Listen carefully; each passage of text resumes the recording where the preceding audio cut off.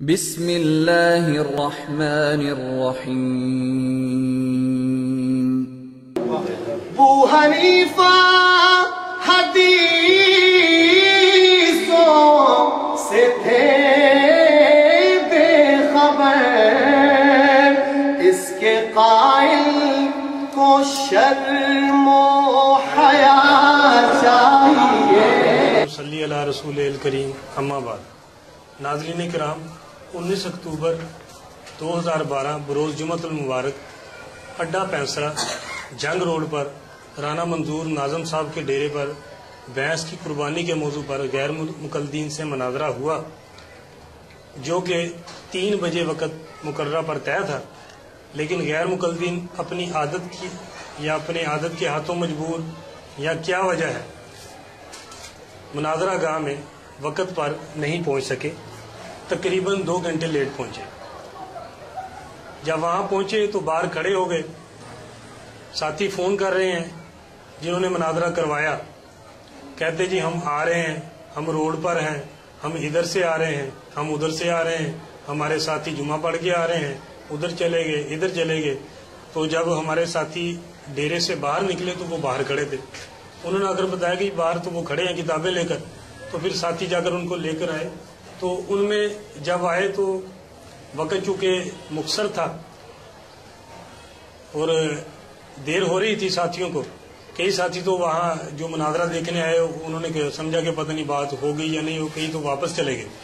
تو جب یہ پہنچے وقت مختصر تھا تو حضرت مولانا محمد نواز صاحب فیصل آبادی دامت برکاتہم عالیہ نے ان سے گزارش کی کہ وقت مختصر ہے لہذا بات شروع کریں۔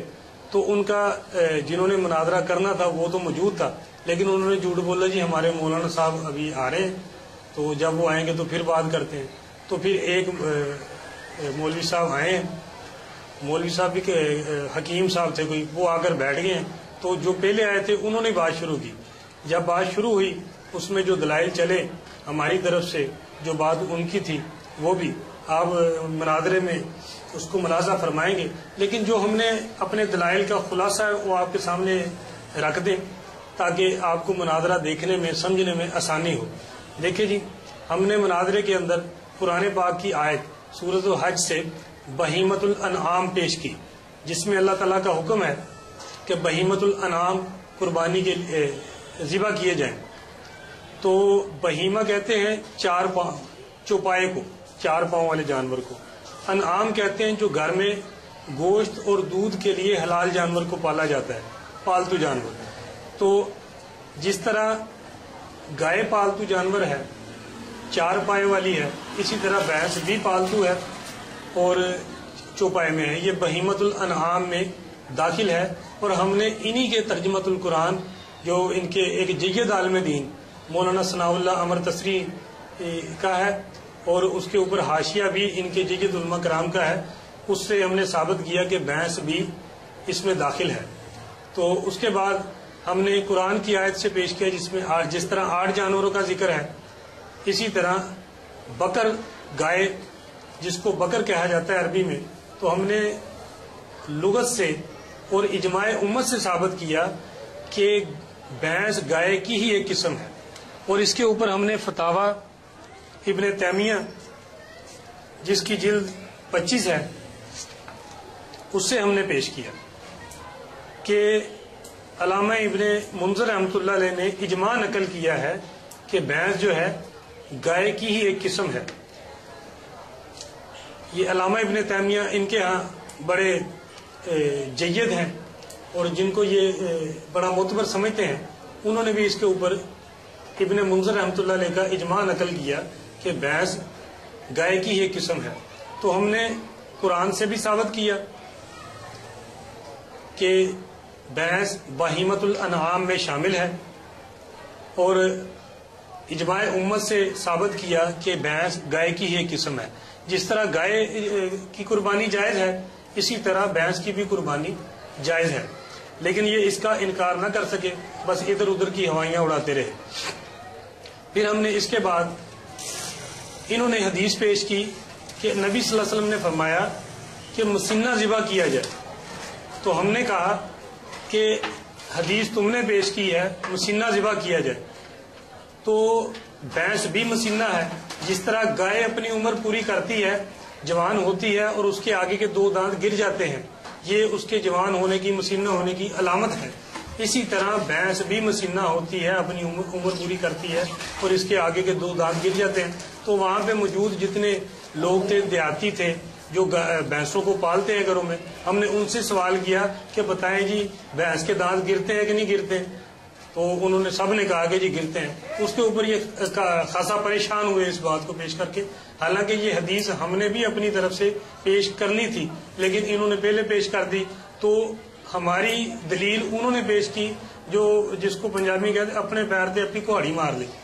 انہوں نے اپنے پیر سے اپنی کہاڑی مار لی، کیونکہ ان کو عقل تو ہوتی نہیں بیچاروں کو کہ بات کیا کرنی ہے اور دلیل کیا دینی ہے. بات کا تو چاہیے تو یہ تھا کہ یہ حدیث سے پیش کرتے کہ بھینس کی قربانی جائز نہیں ہے. یہ تو پیش نہ کر سکے، بس ادھر ادھر کی ہوائیاں اڑاتے رہے. تو اس حدیث سے بھی ثابت ہو گیا کہ بھینس کی قربانی جائز ہے، کیونکہ یہ بھی مسینہ ہوتی ہے، اپنی عمر پوری کرنے کے بعد یہ اس کے دانت بھی گرتے ہیں.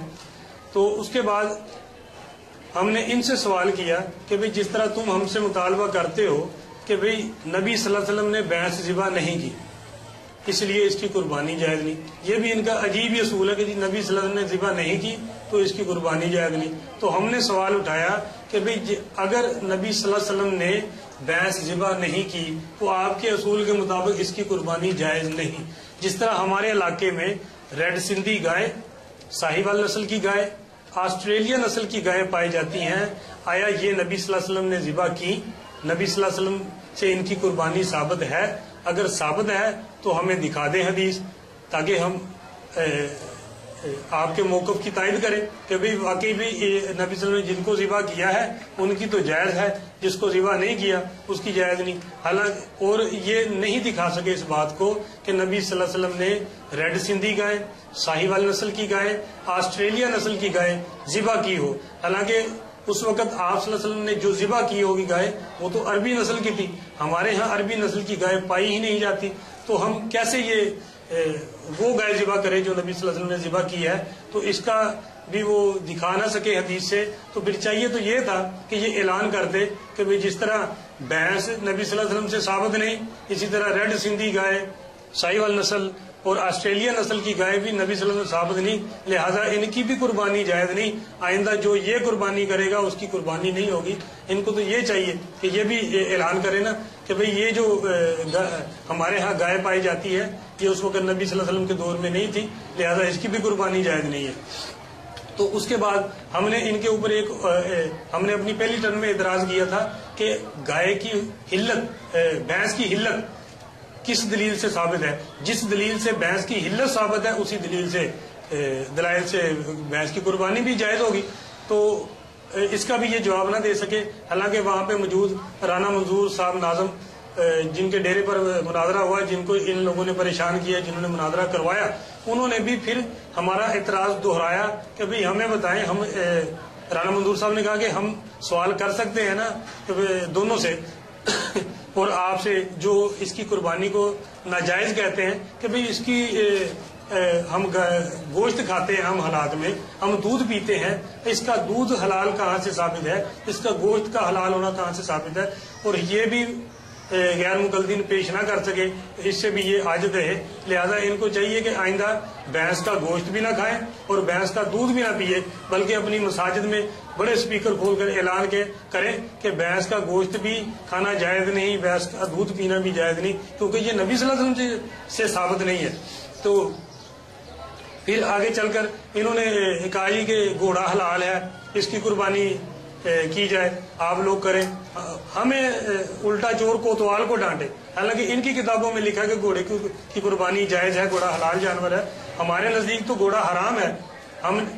ہمارے نزدیک گھوڑا حرام ہے، ہم نہیں کرتے. ہمیں کہتے ہیں کہ جی آپ لوگ گھوڑا کریں، جی اس کی قربانی وہ حلال ہے، تاکہ جو گھوڑا نکالتے ہیں وہ آپ کا گھوڑا نکالیں. تو ہم نے کہا جی ہمارا گھوڑا تو نہیں نکالیں گے، ہمارے نزدیک تو وہ حرام، گھوڑا تو وہ آپ کا نکالیں گے. آپ کے اندر اگر جرت ہے، غیرت ہے، تم حلال کہتے ہو گھوڑے کو. حالانکہ ہم نے ثابت کیا انہی کے ایک عالم سے نعیم الحق ملتانی سے، اس نے کہا کہ جس طرح گھوڑے کے حلال ہونے پر روایتیں ہیں، اسی طرح گھوڑے کے حرام ہونے پر بھی روایتیں موجود ہیں اور وہ صحیح ہیں، حرمت کو حلت پر فوقیت حاصل ہوتی ہے۔ تو اسی طرح ہم نے ان کے گھر سے ایک گواہی پیش کر دی کہ گھوڑے کے حرام ہونے پر بھی روایتیں ہیں، لیکن یہ ان کو نہیں مانتے، اپنی راگنی الاپتے ہیں۔ تو ان کو چاہیے نا کہ جس طرح یہ اعلان کرتے ہیں کہ بھینس کی قربانی جائز نہیں، تو سرے عام یہ گھوڑے کی قربانی کیا کرے، تاکہ لوگوں کو پتہ چلے، جس کو یہ حلال جانتے ہیں اس کی قربانی کا جائز ہونا بھی لکھتے ہیں اپنی کتابوں میں۔ فتاوی استاریہ سے ہم نے پیش کیا ان کو، آپ دیکھیں گے مناظرے میں۔ تو ان کو چاہیے کہ یہ علل اعلان اس کو ذبح کیا کرے قربانی کے موقع پر، لوگوں کو پتہ چلے بھی عمل بالحدیث ہو رہا ہے اور لوگوں کو ان کی اصلیت پتہ ہے۔ تو یہ گھوڑا پتہ نہیں کیوں قربان نہیں کرتے، اس کی پتہ نہیں کیا پردہ پوشی ہے، یہی بتا سکتے ہیں کہ اس میں کیا راز پوشیدہ ہے، کہ جس کو یہ حلال بھی کہتے ہیں اور جائز بھی کہتے ہیں، اس کو کیوں نہیں ذبح کرتے۔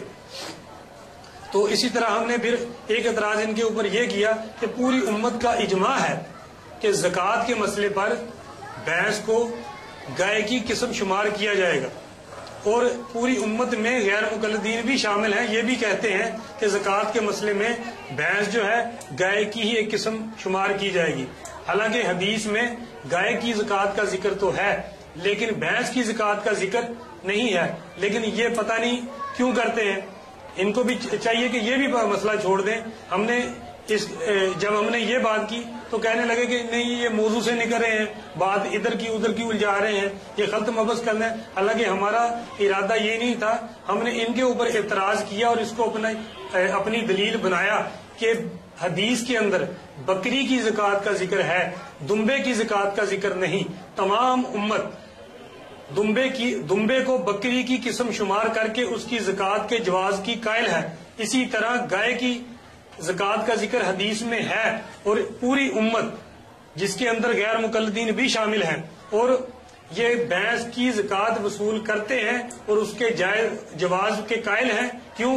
ان سے پوچھو، کہتے جی بھینس گائے کی ایک قسم شمار کی جائے گی، جب اس میں شمار کی جائے گی تو قربانی میں کیوں نہیں؟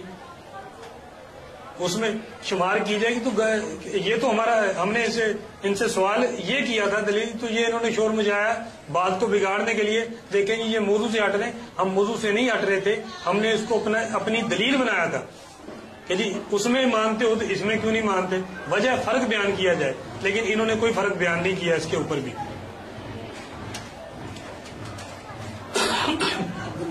جی اس کے بعد ہم نے ان کے ایک عالم ہیں نعیم الحق ملتانی، جنہوں نے بھینس کی قربانی کے اوپر کتاب بھی لکھی ہے بھینس کی قربانی کے جائز ہونے پر، تو انہوں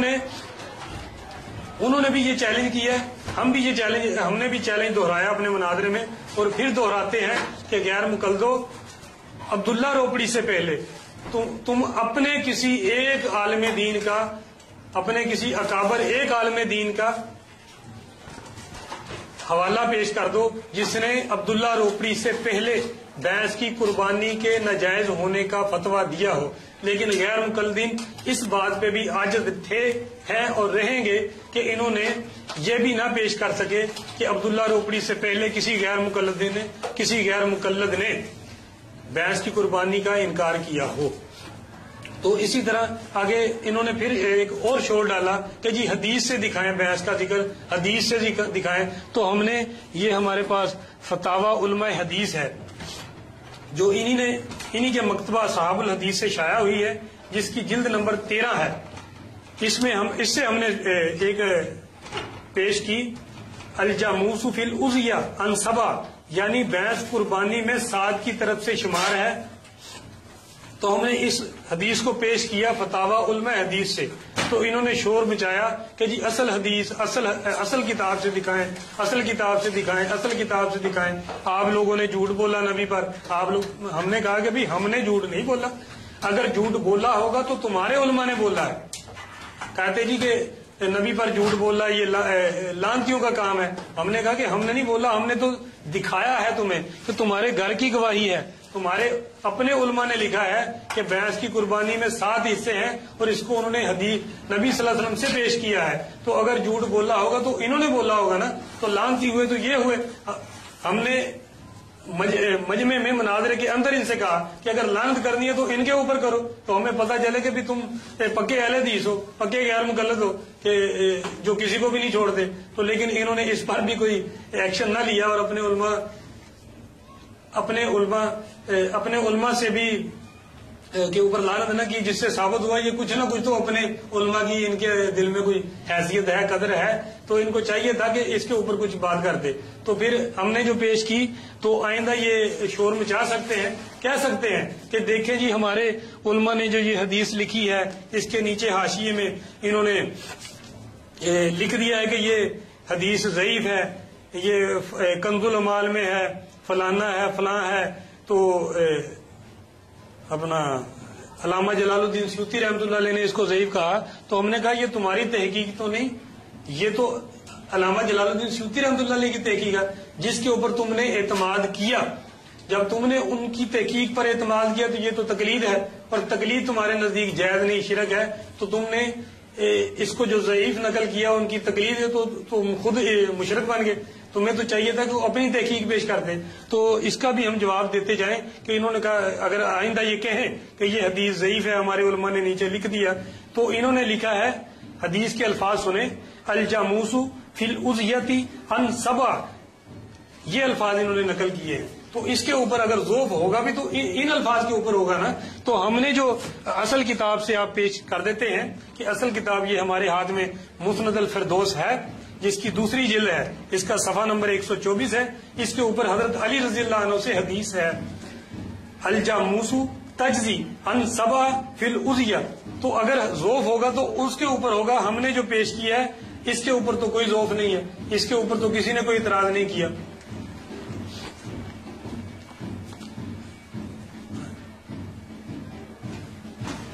یہ کتاب دیکھیں آپ، یہ بیروز سے چھپی ہے، مسند فردوس کی اصل کتاب ہے. یہ الفاظ بھی دکھائیں اس کے اندر سے.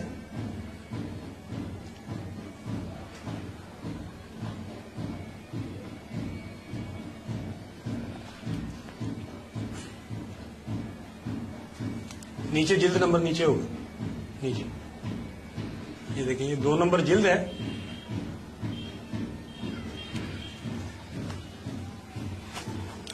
اور یہ الفاظ دیکھیں، جو اس کے اندر الفاظ ہیں وہ اور ہیں، اور جو فتاوی علماء حدیث میں جو انہوں نے نقل کیے ہیں وہ الفاظ اور ہیں.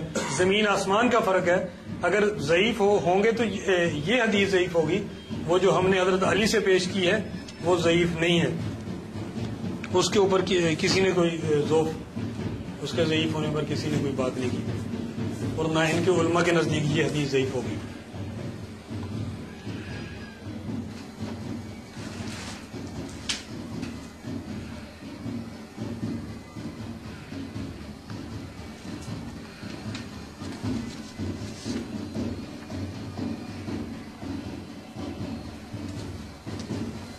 جی ناظرین کرام، آپ نے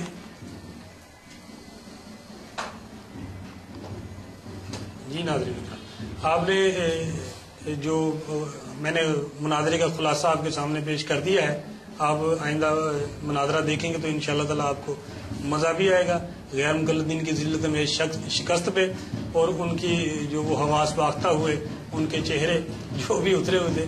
تو اس کے بعد الحمدللہ جو رانا منظور صاحب ہیں انہوں نے بھی اس بات کا اقرار کیا، اور انہوں نے بھی اپنا بیان ریکارڈ کروایا کہ جی ان کے پاس کوئی دلیل نہیں تھی غیر مقلدین کے پاس، اور ہمارے پاس علماء اہل سنت والجماعت کے پاس دلائل کے انبار ہیں. تو اسی بات پر میں اختتام کرتا ہوں. وآخر دعوانا ان الحمدللہ رب العالمین.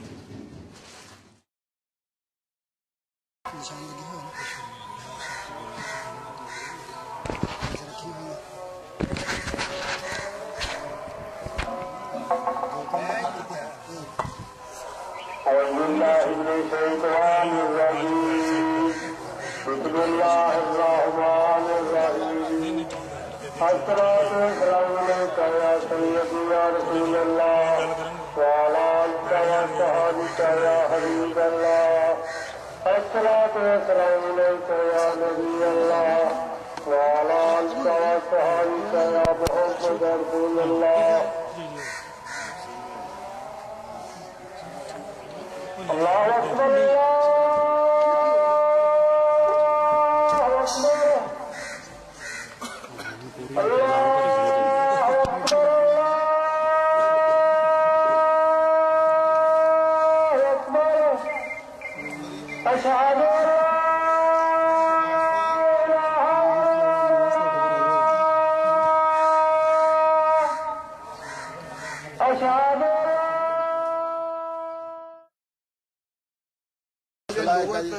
اسلاف یا دیگر اسی انہوں نے مکلف نہیں اسی مکلف قرآن حدیث دے میں گل کھول دیتی ہے اسلاف لغت یہ گل چکر قرآن حدیث لکھو گل موگی میں گل کھول دیتی ہے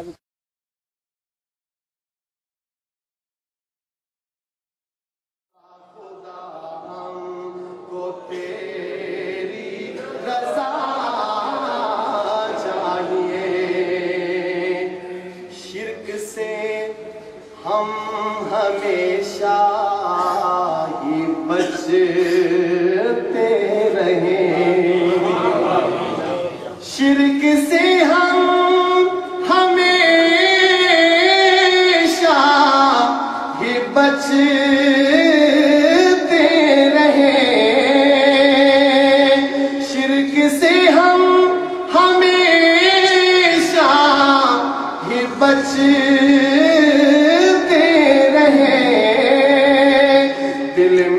ہر لمحہ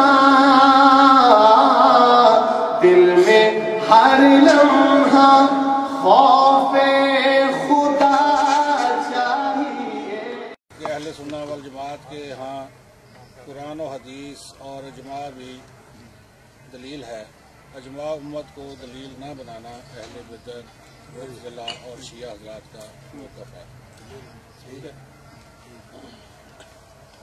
لیکن اس طرح قرآن و حدیث کی سب گل کی بس قرآن و حدیث ہاں جی مانتے کیوں نہیں قرآن جو نام میرے پھر اجماع والا نہیں یہ لکھو نا پھر ایگزام نہیں نہیں 10 منٹ شروع کریں اپنی بات کرے بات اپنی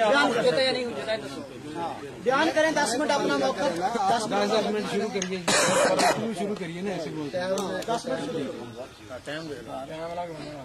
نحمده ونصلي على رسوله الكريم اما بعد فاعوذ بالله السميع العليم من الشيطان الرجيم بسم الله الرحمن الرحيم يا ايها الذين امنوا اطيعوا الله واطيعوا الرسول واولي الامر منكم فان تنازعتم في شيء فردوه الى الله والرسول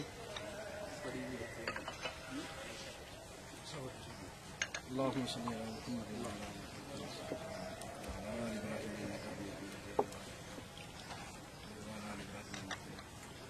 احباب زیوکار قرآن کریم سورہ نساء 5واں پارہ آیت مبارکہ کا ابتدائی ٹکڑا آپ احباب کے سامنے تلاوت کیا اس مقام پہ اللہ رب رحمان نے اہل ایمان کو یا ایھا الذین آمنوا اہل ایمان کو مخاطب کرتے ہوئے رب العالمین نے اس بات کا تذکرہ فرمایا ہے کہ اطیعوا اللہ و اطیعوا الرسول لوگوں تم نے اطاعت کرنی ہے اللہ کی اور اس کے رسول کی وَأُولِي الْأَمْرِ مِنْكُمْ اور جو تم میں سے اولی الامر ہیں فَإِن تَنَازَعْتُمْ پس جب تمہارا کسی معاملے میں جھگڑا ہو جائے آپس میں اختلاف ہو جائے تو تم نے اپنا جھگڑا اپنا اختلاف ختم کیسے کرنا ہے اختلاف کو ختم کرنے کے لیے دنیا میں بے شمار قوانین موجود ہیں جو شریعت نے ہمیں قانون دیا ہے وہ کیا ہے فردوہ الی اللہ والرسول اللہ کی طرف یا اس کے رسول کی طرف لوٹ کے آ جانا ہے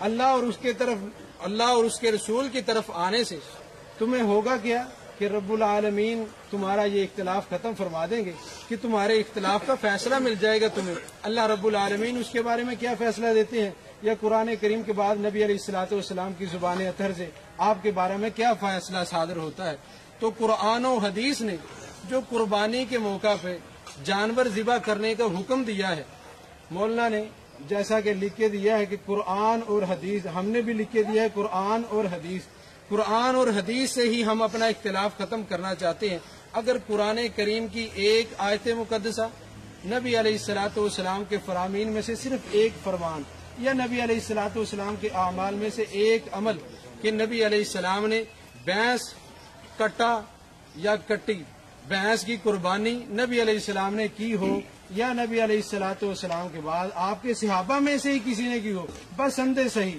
یہ پیش فرما دیں تو انشاءاللہ العزیز ہم اپنے جھگڑے کو یہیں پہ ختم کر لیں گے، کیونکہ قرآن کریم کی جو آیت پڑھی ہے یہ فیصل ہے اس بارے میں کہ نبی علیہ السلام پہ اترنے والی شریعت میں ہمیں یہ فیصلہ مل گیا کہ قرآن کریم میں یہاں اللہ رب العالمین نے ارشاد فرما دیا اہل ایمان کے لیے لوٹنے کی جگہ یا اللہ ہے یا اس کا رسول، اللہ اور اس کے رسول نے کہیں اس بارے میں فیصلہ فرمایا ہو تو انشاءاللہ العزیز محترم بھائی وہ پیش فرمائیں گے، کیونکہ اس بارے میں دعویٰ ان کا ہے کہ بھینس کی قربانی جو ہے وہ جائز ہے، اور جائز ہونے کا دکھانا کہاں سے؟ قرآن اور حدیث سے۔ قرآن اور حدیث کی صراحت پہلے میں نے جب لکھ کے دیا ہے تو نیچے مولانا نے اسی بات کی صراحت کرتے ہوئے اس بات کا تذکرہ کیا ہے۔ اب مولانا سے ہی گزارش ہے کہ اپنے اس دعویٰ پہ دلیل دیں، کیونکہ نبی علیہ السلام کا بھی فرمان ہے کہ الدلیل علی المدعی، مدعی کے ذمہ دلیل ہوتی ہے۔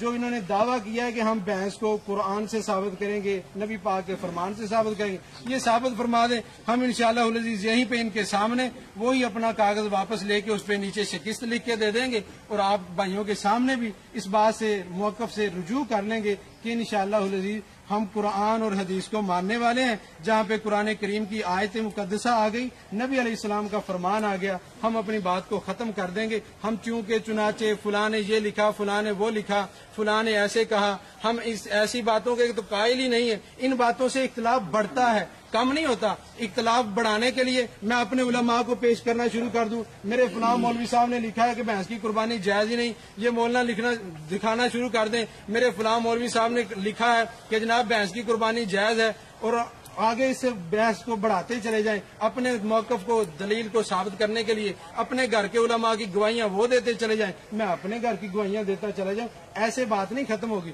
بات ختم کرنے کا طریقہ جو آیت مقدسہ پڑھی ہے اس سے یہ ثابت ہو گیا کہ اختلاف کو ختم کرنا ہے، قرآن کریم کی کوئی آیت سنا دیں، نبی پاک کا کوئی فرمان سنا دیں، ہم اپنی بات کو ختم کرتے ہیں اور اسی پہ بات ختم بھی ہو جائے گی انشاءاللہ العزیز۔ اللہ رب العالمین میرا اور آپ کا حامی و ناصر۔ شروع کروں جی، 5 منٹ بات کی ہے انہوں نے، 10 منٹ بات کرنے ہیں۔ نحمدہ و نصلی علی رسولہ الکریم، اما بعد فاعوذ باللہ من الشیطان الرجیم، بسم اللہ الرحمن الرحیم۔ وَلِكُلِّ أُمَّةٍ جَعَلْنَا مَنْسَكًا لِيَذْكُرُوا اسْمَ اللَّهِ عَلَى مَا رَزَقَهُم مِّن بَهِيمَةِ الْأَنْعَامِ۔ اللہ رب العزت نے فرمایا وَلِكُلِّ أُمَّةٍ جَعَلْنَا، اور ہر ایک قوم کے لیے ہم نے بنایا ہے منسکن، قربانی کا ایک طریقہ، لیذکروا اسم اللہ علی ما رزقہم من بہیمۃ الانعام، تاکہ اللہ کے دیے ہوئے 4 پاؤں پر اللہ کا نام ذکر کرے۔ یہ آیت کریمہ اس بات کو ثابت کر رہی ہے کہ اللہ رب العزت نے ہر امت کو قربانی کا حکم دیا تھا، شروع سے لے کر آج تک امتیں قربانی کرتی آ رہی ہیں۔ نبی پاک صلی اللہ علیہ وسلم کی امت چونکہ ہمیشہ کے لیے ہے، شریعت بھی ہمیشہ کے لیے ہے، آپ کے بعد کی اور نبی آنا نہیں، اور آپ چونکہ پوری دنیا والوں کے لیے نبی ہیں، اس لیے پوری دنیا والے علی العموم قربانی کے قائل اور قربانی کرتے رہیں گے۔ اب سوال یہ ہے کہ یہ جو آیت ہے، اس آیت کی تفسیر قرآن میں ملتی ہے یا کہیں اور بھی ملتی ہے؟ پہلے تو قرآن سے ہم معلوم کرتے ہیں کہ یہ جو جانور ہیں بہیمۃ الانعام، جن کی قربانی کرنے کا حکم دیا گیا ہے، آیا ان کا تذکرہ قرآن کریم میں موجود ہے؟ خود قرآن کریم میں سورہ انعام ہے، اس میں تذکرہ موجود ہے ان جانوروں کا جن کی قربانی کرنا ٹھیک ہے۔ فرمایا ثمانیۃ ازواج، کہ یہ 8 قسم کے جانور ہیں، من الضأن اثنین، اور یہ بھیڑ میں سے 2 ہیں، ومن الماعز اثنین، بکری میں سے بھی 2 ہیں۔ آگے والی آیت میں فرمایا ومن الابل اثنین، اونٹ میں سے بھی 2 ہیں، ومن البقر اثنین، اور گائے میں سے بھی 2 ہیں۔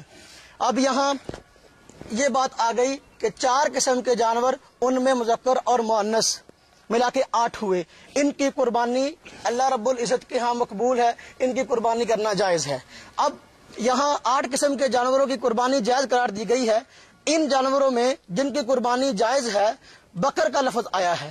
بکر کا معنی کیا ہے؟ بکر ایک اسم جنس ہے اور اس کے کئی افراد ہیں، اس کی کئی اقسام ہیں۔ اب یہ لفظ قرآن پاک کا ہے، اس کی تفسیر ہم مفسرین سے لینے کے پابند ہیں یا محدثین سے لینے کے پابند ہیں یا اسلاف سے. آج یہ جھگڑا ہے کہ سلفی کون ہے. ہم کہتے ہیں سلفی وہ ہے جو اسلاف کی بات کو مانتا ہے. میں اپنے قرآن کو پڑھوں گا لیکن سمجھوں گا میں اسلاف سے، اس لیے کہ میں سلفی ہوں. جو آدمی کہتا ہے میں اسلاف کو چھوڑ کر قرآن سمجھنا چاہتا ہوں، ظاہر بات ہے وہ خود نبی نہیں کہ اس پر وحی آئی ہو، اس نے اسلاف سے ہی قرآن پاک لیا ہے، مانا بھی اس کا اسلاف سے ہی لے گا. اب خاموش ہو ذرا جی. دیکھیں یہ میں نے آیت پڑھی ہے، چونکہ خالص علمی مجلس ہے، ساتھی بولے نہیں. دیکھیں یہ میں نے آیت پڑھی ہے. اس آیت کریمہ میں اللہ رب العزت نے جہاں اور جانوروں کی قربانی کو جائز کہا ہے، بکر کی قربانی کو بھی جائز کہا ہے. اب بکر جو ہے اس میں گائے بھی داخل ہے، میرا یہ موقف ہے. اس میں بھینس بھی داخل ہے. یہ بکر کی قسمیں ہیں، اس میں بھینس بھی آتی ہے.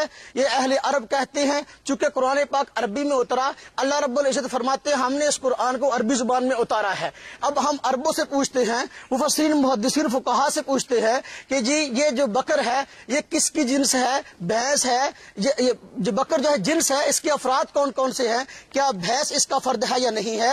یہ میرے ہاتھ میں قرآن کریم ہے اور مترجم توضیح القرآن اس کا نام ہے. ثناء اللہ امرتسری صاحب نے اس کا ترجمہ کیا ہے اور تفسیری حواشی مولانا عبدالرشید صاحب اور مفتی محمد عبید اللہ خان عفیف اہل حدیث عالم ہے، انہوں نے لکھا ہے. اس کے تفسیری حاشیے میں وہ لکھتے ہیں، سنیے ذرا. جن چوپایوں کو گوشت اور دودھ کے لیے پالا جاتا ہے جن کو اہل عرب انعام مویشی کہتے ہیں، 4 قسم کے ہیں: بھیڑ، بکری، اونٹ اور گائے. بھینس کا شمار بھی گائے ہی میں ہے مگر یہ عرب میں پائی نہیں جاتی.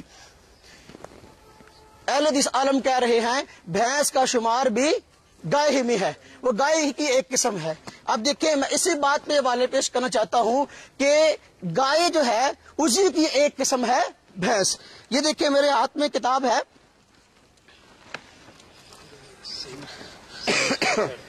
کتاب الاجماع. امام منذر بہت بڑے محدث گزرے ہیں، مولانا صاحب بھی ان کی کتاب لے کر آئے ہیں. انہوں نے اس بات میں اجماع نقل کیا ہے. نبی پاک صلی اللہ علیہ وسلم فرمایا میری امت کسی مسئلے پہ اگر اکٹھی ہو جائے ایسا نہیں ہو سکتا کہ وہ غلط ہو. پوری امت محمدیہ کی یہ خاصیت ہے، کسی گمراہی پہ جمع نہیں ہو سکتی. اور اہل حدیث علماء نے بھی لکھا ہے جو اجماع کے حجت ہونے کا انکار کرے وہ دائرہ اسلام سے خارج ہے. اور خود یہ افضل عصری صاحب نے لکھا ہے کہ اہل سنت والجماعت کے ہاں جو ہے یہ اجماع مستقل دلیل ہے. اہل بدعت معتزلہ اور شیعہ نے جو ہے اس کا انکار کیا ہے. اب جو اجماع کی حجت ہونے کا انکار کرے گا یا تو معتزلی یا شیعہ ہے. دیکھیں اب یہاں اس میں لکھا گیا ہے، صفحہ نمبر ہے 33. علامہ منذر فرماتے ہیں اجماع ہے کہ بھینس کا حکم گائے کا حکم ہے. امام مالک دیکھیں یہ امام مالک رحمہ اللہ فرماتے ہیں، موطا امام مالک یہ حدیث کی وہ کتاب ہے سب سے پہلے جو لکھی گئی ہے. امام مالک رحمہ اللہ فرماتے ہیں اور ترجمہ بھی اس کا وحید الزمان عالم اہل حدیث نے کیا ہے. وہ کہہ رہے ہیں کہ جی کہا مالک نے اسی طرح گائے بھینس دونوں ایک جنس ہیں. گائے بھینس دونوں ایک جنس ہیں. اگلی بات، یہ مصنف ابن شیبہ امام بخاری کے استاد ہیں. امام جو ہے ابن ابی شیبہ یہ ان کی کتاب ہے. اس میں حضرت حسن بصری تابعی فرماتے ہیں، یہ حدیث ہے عن الحسن انہ کان یقول الجوامیس بمنزلۃ البقر. حضرت حسن سے روایت ہے، وہ فرماتے ہیں کہ جو جوامیس جاموس کی جمع ہے اور جاموس بھینسوں کہتے ہیں. فرمایا جو بھینس ہے یہ بکر کی طرح ہے اور یہ بکر ہی کی ایک قسم ہے. یہ مصنف ابن شیبہ ہے، جلد نمبر 7 ہے اور اس کا صفحہ نمبر 65 ہے. یہ حدیث کی کتاب مصنف عبد الرزاق ہے، امام بخاری کے استاد امام عبد الرزاق ان کی لکھی ہوئی ہے.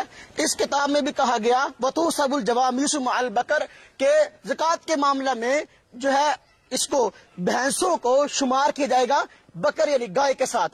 معلوم ہوا کہ وہ محدثین جو زکوٰۃ میں شامل کر رہے ہیں، ایک آدمی کہتا ہے بھینس حلال ہے، ہم کہتے ہیں قرآن میں کہاں لکھا؟ جیسی دلیل تو ہم سے مانگتا ہے. بھینس کے حلال ہونے کا لفظ قرآن میں کہیں ہے؟ بھینس کے حلال ہونے کا لفظ حدیث میں ہے؟ اگر تو ہم سے لفظ مانگتا ہے، لفظ تو میں بھی مانگ سکتا ہوں. جن دلائل کی بنا پہ تو نے حلال قرار دیا ہے آگے انہی دلائل کو پڑھتا چلا جائے، انشاءاللہ میں حوالے دوں گا. تو اسی دلائل کی بنا پر ایک قربانی بھی ہے. خیر وہ فرماتے ہیں وہ تو سب الجوامیس مع البقر، یہ اس کی جلد نمبر 4 ہے اور صفحہ نمبر اس کا 24 ہے. امام ابن تیمیہ اور خود یہ حضرات کہتے ہیں شیخ الاسلام ہے. اور اسلاف جب کہتے ہیں ہم سلفی ہیں، اسلاف میں پہلے نمبر پر جو ہے علامہ ابن تیمیہ کو پیش کرتے ہیں. علامہ ابن تیمیہ پیش کر رہے ہیں، ان کے فتاوا ہیں مجموع الفتاوا جلد نمبر 25 ہے.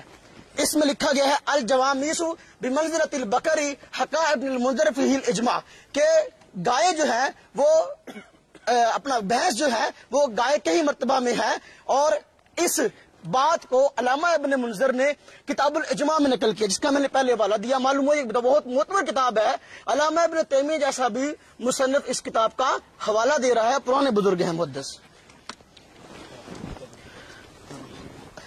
کتاب الفقہ المذاہب الاربع، پوری امت کے جو اپنا امت جو ہے اور حضرات جو ہے مسلمان جو ہے اکٹھے ہیں چار فقوں پر، چار ائمہ پر، یہ ان کی مستقل فقہ ہے، اور ان چاروں کا موقف اس میں نقل کیا گیا ہے۔ فرمایا والمراد بالبقر ما یشمل الجاموس، اور مراد بکر سے وہ ہے جو کہ جاموس کو بھی شامل ہے، بھینس کو بھی شامل ہے۔ معلوم ہوا کہ اہل عرب کے ہاں بھینس جو ہے وہ گائے ہی کی ایک قسم ہے۔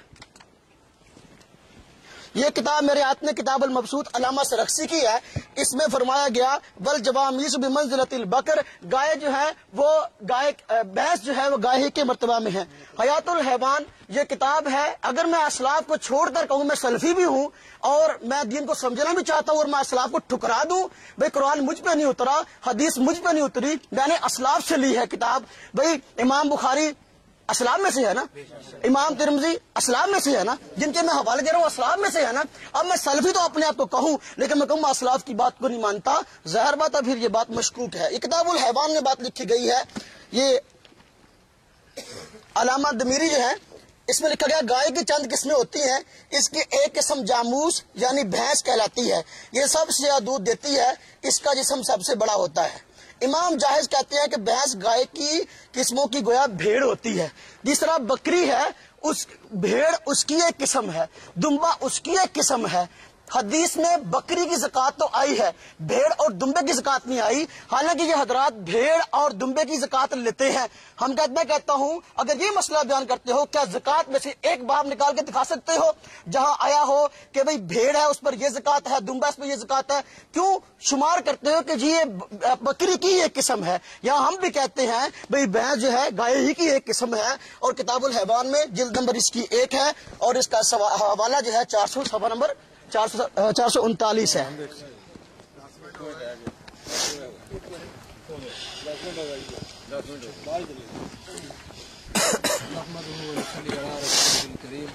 اما بعد اعوذ باللہ السمیع العلیم من الشیطان الرجیم بسم اللہ الرحمن الرحیم۔ میرے محترم بھائی نے آپ کے سامنے ماشاءاللہ 10 منٹ گفتگو فرمائی، اور 10 منٹ میں انہوں نے بے شمار دلائل پیش کیے، جن تمام دلائل کا مجموعہ یہ ہے کہ بھینس جو ہے یہ گائے کی قسم میں سے ایک قسم ہے، گائے کی جنس میں سے ہے۔ ہمارا جھگڑا اس کا گائے کی جنس میں سے ہونے کا نہیں ہے، یہ بات پہلے ہی سب سے پہلی گفتگو میں ہی یہ بات دہرا دی گئی تھی، بار بار اسے ریپیٹ کر کے بار بار اسے دہراتے چلے جانا یہ کرینہ انصاف نہیں۔ پہلے یہ تو بات ختم کر دیتی، ہم اس بات کا کب انکار کرتے ہیں یا کوئی بھی مسلمان کب اس بات کا انکار کر رہا ہے کہ اجماع کا وہ منکر، پھر آپ نے بعد میں زکوٰۃ کی طرف آگے بھیڑ کی زکوٰۃ، بکری کی زکوٰۃ، دمبے کی زکوٰۃ، اکیلی بکری کی حدیث میں زکوٰۃ آئی ہے۔ نہ تو یہاں پہ زکوٰۃ کا مسئلہ چل رہا ہے، نہ اس بات پہ جھگڑا ہے کہ یہ اس جنس گائے کی جنس میں سے ہے یا نہیں۔ مسئلہ یہ ہے کہ قربانی کے موقع پر بھینس کا ذبح کرنا سنت سے ثابت ہے، قرآن کریم سے ثابت ہے یا نہیں؟ نبی علیہ السلام نے کن جانوروں کی قربانی کی ہے یا کن جانوروں کے کرنے کا حکم نبی علیہ السلام نے دیا ہے؟ اور اس کے بارے میں اختلاف کو ختم کرنے کے لیے میں نے یہ آیت مبارکہ بھی آپ احباب کے سامنے پڑھی تھی کہ یا ایھا الذین آمنوا اطیعوا اللہ واطیعوا الرسول واولی الامر منکم فان تنازعتم فی شیء فردوہ الی اللہ والرسول۔ اگر اہل ایمان اپنا جھگڑا ختم کرنا چاہتے ہیں، اللہ اور اس کے رسول کی اطاعت کرنا چاہتے ہیں، فرما برداری وہ کیسے ہوگی؟ اور آپس کے اختلافات، اولو الامر سے بھی اختلاف کیوں نہ ہو جائے، اولو الامر سے بھی اختلاف ہو سکتا ہے، ان کے اختلافات ختم کرنے کا ذریعہ کیا ہے؟ یا قرآن کریم ہے یا حدیث مبارکہ ہے۔ یہاں پہ نہ فہم سلف کی بات ہو رہی ہے کہ جی آپ سلفی، ہم بتائیں گے سلفی کون ہے یا سلفی کون نہیں ہے۔ اگر اصلاح امت پہ مناظرہ رکھنا ہے، سلف کس طرف ہیں، سلف کس کا ساتھ دیتے ہیں اور کس کس مسئلہ میں آپ سلف کو چھوڑ کے بھاگتے ہیں، تو انشاءاللہ اسی کے بعد ہم بات اس پہ کرنے کے لیے تیار ہیں۔ لیکن یہاں جس بات کا ہم نے لکھ کر دیا ہے وہ تو موقف ہے قربانی کے موقع پر بھینس کا ذبح کرنا سنت سے ثابت ہے یا قرآن کریم کا حکم ہے۔ مولانا نے پھر سب سے پہلے قرآن کریم کی آیات مقدسہ پڑھنے کے بعد مولانا ثناء اللہ عمر سری رحمۃ اللہ علیہ سے پیش کر دیا کہ انہوں نے بھی کہا کہ جی گائے کی ایک قسم ہے، تو گائے کی ایک قسم کا کہہ دینا۔ اور اسی طرح پھر اور علامہ وحید الزمان نے یہ کہا، علامہ وحید الزمان کون تھا، یہ کیا تھا، حنفی تھا، وہ حنفی ہی رہا اور آخر میں شیعہ ہو کے مرا، آپ کے بڑوں کے ہی بقول۔ اور ایسی باتیں دلائل کی روشنی میں سب رد کر دی جائیں گی۔ شروع میں بات ختم کرنے کا ذریعہ جو بتایا تھا، یہ نہیں بتایا تھا کہ آپ ہمارے علماء کی گواہی دیں، ہم آپ کے علماء کی دکھائیں گے، یا ہم اپنے گھر کی گواہیاں دکھائیں گے، آپ اپنے گھر کی گواہیاں دکھائیں گے۔ کہہ دیا تھا کہ بات کو ختم کرنے کا اصول جو قرآن کریم نے ہمیں سمجھایا ہے وہ قرآن کریم ہے اور حدیث مبارکہ ہے۔ ہاں قرآن اور حدیث کو مولانا نے کہا کہ پھر سمجھیں گے کیسے؟ قرآن کریم کی تفسیر کے لیے ہی تو اللہ نے نبی کریم صلی اللہ علیہ وسلم کو بھیجا ہے۔ قرآن کریم جس ہستی پہ نازل ہوا ہے اس نے قرآن کریم کا عملی طور پہ نمونہ بن کے امت کو دکھا دیا ہے۔ نبی علیہ الصلوۃ والسلام سے بہتر نہ تو کوئی قرآن کو سمجھ سکتا ہے، نہ قیامت تک کوئی سمجھے گا۔ اور جو کوئی اپنی عقل کو رکھے یا کسی بڑے سے بڑے علامہ فہمہ کو بھی کہے نا کہ فلاں بندہ جو ہے وہ قرآن کریم کی تفسیر نبی کریم سے بھی زیادہ جانتا ہے، نعوذ باللہ، وہ بندہ دار اسلام سے خارج ہے۔ اگر آپ یہ بات کا فیصلہ ختم کرنا چاہتے ہیں تو کہا تھا ایک آیت مقدسہ، کہا تھا کہ ایک نبی پاک صلی اللہ علیہ وسلم کا فرمان یا عمل یا نبی علیہ السلام کے صحابہ کا عمل، یہ بھی بات دہرائی تھی۔ مولانا نے صحابہ کو بھی چھوڑ دیا تھا۔ پھر تابعین سے حسن بصری سے یہی بات ثابت کی کہ حسن بصری کہتے ہیں کہ یہ ایک گائے کی جنس میں سے ہے۔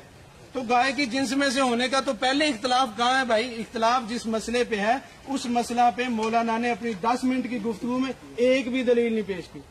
اگر ایک بھی دلیل دے دے تو بات آگے چلانے کا موقع ملتا۔ مولانا نے جتنی بھی دلیلیں دی ہیں ان کے تو سب قائل ہیں، کوئی بھی اس بات سے تو اختلاف نہیں کر رہا کہ یہ گائے کی جنس میں سے ہے۔ کون کہتا ہے گائے کی جنس میں سے نہیں؟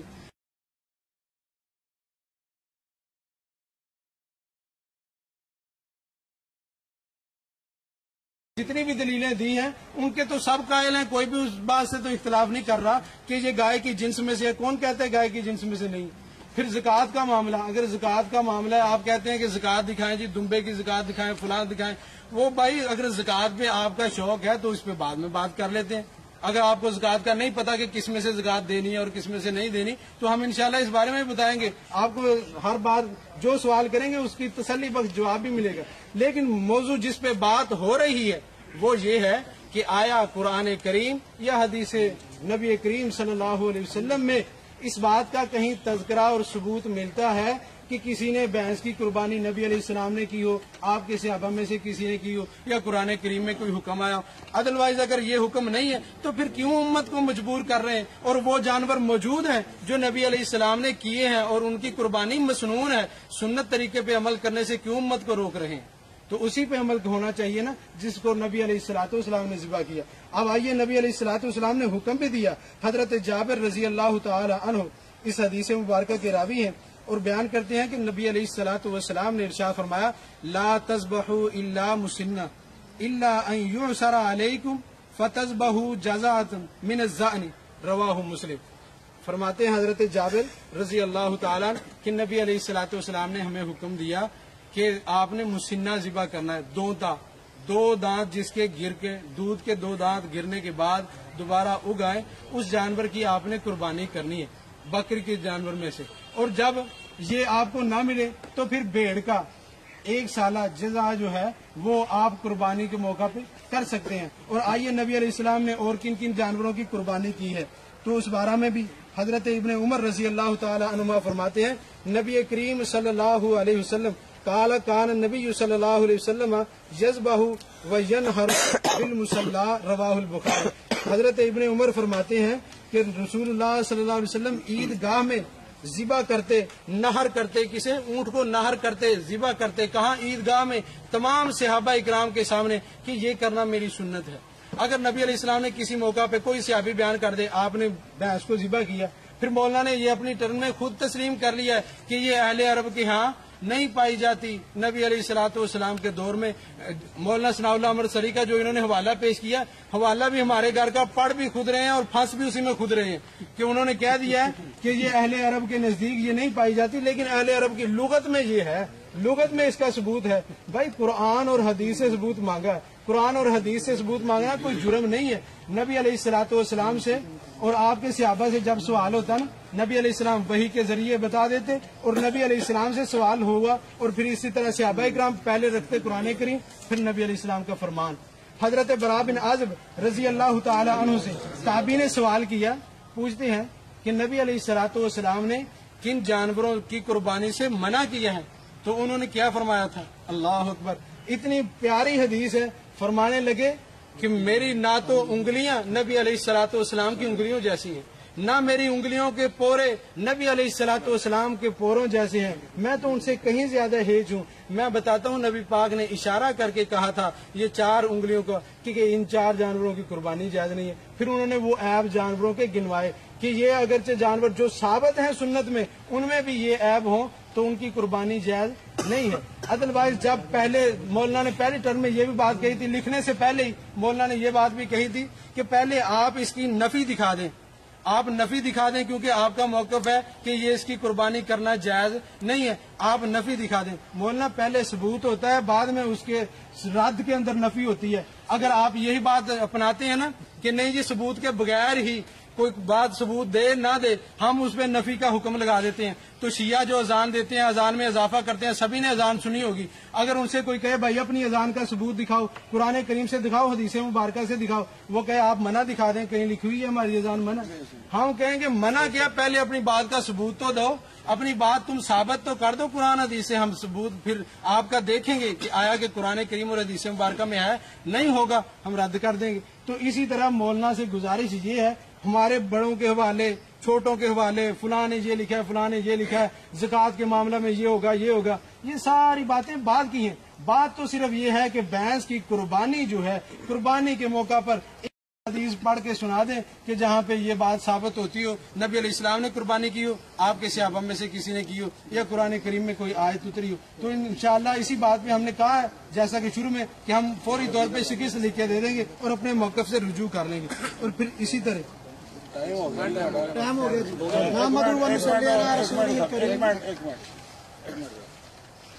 سر گل یہ ہے اینی کو بحث سنی اسی جی سارے جی پلے گل ہوئی ہے ابھی سوال کر سکتے ہیں دونوں سائڈوں سے اگر عرب دے وچ بحث نہیں حضور صلی اللہ علیہ وسلم نے قربانی نہیں کی تو وہ حلال کیویں ہو گئی وہ کتوں ثابت ہوا جدو آپ نے وہ یہ ہوں ثابت کرو کہ حلال کدا ہوئی ہو جدو حرام ہے جدو عرب چ ہے ہی نہیں آپ نے کیتے ہی نہیں نہ آپ نے ذبح کی نہ آپ نے قربانی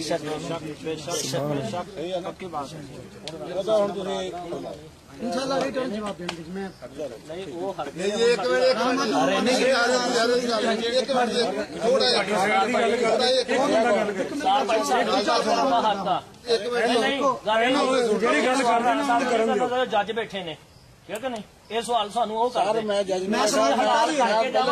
نہیں یہ بھی دسا قربانی کس چیز کی جائز ہے بھی حلال ہے قربانی کیوں نہیں دیں سر میری گل سنو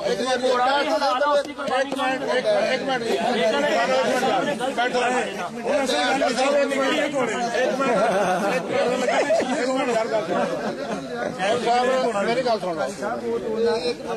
سن لو یار مثال دیتی میں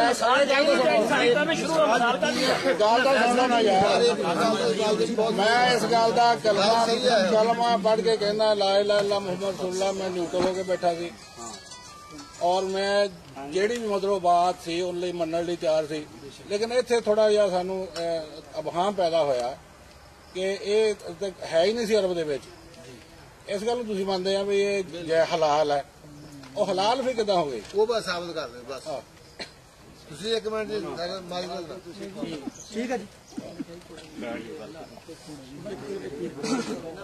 5 मिनट मजीद गल कर सकते ਇੱਕ ਮਿੰਟ ਹੀ ਸਾਥ ਲਵੋ, ਹੁਣ ਹੌਸਲਾ ਕਰ ਲਓ। ਭਾਈ ਅਬ ਦਸਤਾਰ ਹੁਣ ਅਸੀਂ ਰਾਣਾ ਸਾਹਿਬ ਨਾਲ ਹਾਂ ਰਾਣੇ ਸਾਹਿਬ ਦਾ ਕਰ ਲਓ, ਉਹ ਖਤਮ ਹੋ ਗਿਆ। ਚਲੋ ਜੀ ਬਸ नहीं ਅਸੀਂ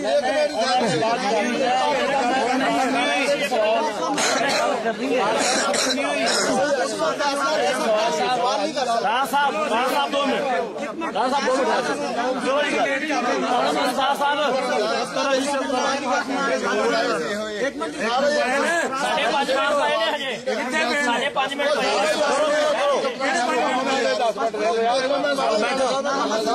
ਦਸਤਾਰ ਸਾਹਿਬ ਚੁੱਪ ਇੱਕ ਮਿੰਟ ਬੋਲੋ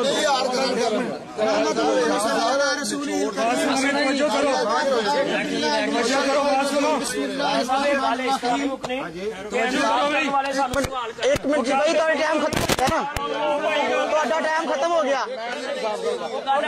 भाई। आप मुनाजर नहीं है, आप क्यों बोल रहे हैं? बिल्कुल नहीं लेना। एक मिनट चुप हो गए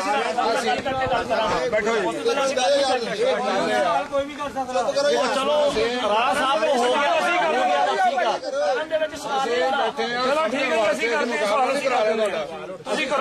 ਬੈਠੇ ਆ, ਸਾਨੂੰ ਸਮਝਾ ਦਿਓ। ਰਾਣਾ ਸਾਹਿਬ ਆਪਣੇ ਲਫ਼ਾਜ਼ ਵਾਪਸ ਲੈ ਲੈਂਦੇ ਆ।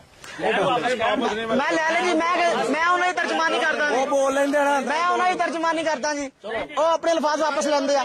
मैं मेरी टाइम ना मैंने गल करन दो ना, खामोश हो बैठो ना ना भाई तुसी आना बोलो, अपने मुनाजर नु बुलाओ। तुसी बैठो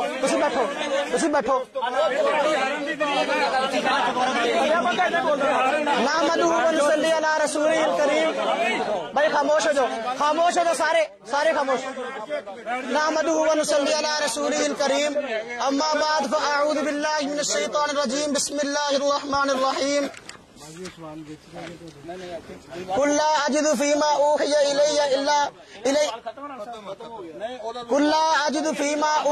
इलैया मुहर्रमन अला ताइमिन यतअमुहु इल्ला अन यकूना मैततन औ दमन मस्फूहन औ लहम खिंज़ीरिन फइन्नहु रिजुन।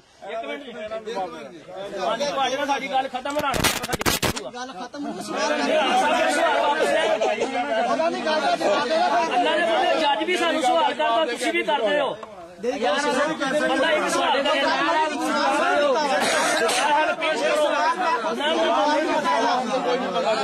ਯਾਰ